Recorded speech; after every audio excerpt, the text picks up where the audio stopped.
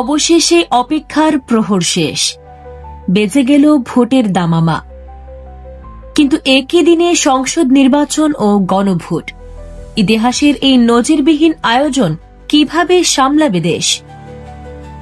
বাংলাদেশের 13তম জাতীয় সংসদ নির্বাচনের পূর্ণাঙ্গ তফসিল ঘোষণা করেছেন প্রধান নির্বাচন কমিশনার, যেখানে আগামী 12 ফেব্রুয়ারি একই সঙ্গে ব্যালটে এমপি নির্বাচন এবং জুলাই জাতীয় সনদ বাস্তবায়নের গণভোট অনুষ্ঠিত হবে।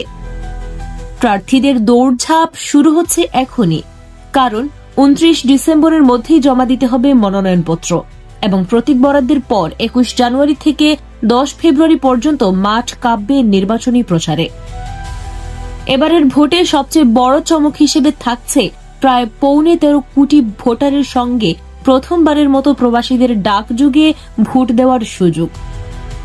শেখ হাসিনা সরকারের পতনের পর অন্তর্বর্তী সরকারের অধীনে এটিই প্রথম নির্বাচন, যাকে বিএনপি, জামায়াত সহ বড় রাজনৈতিক দলগুলো ইতিবাচক হিসেবে স্বাগত জানিয়েছে।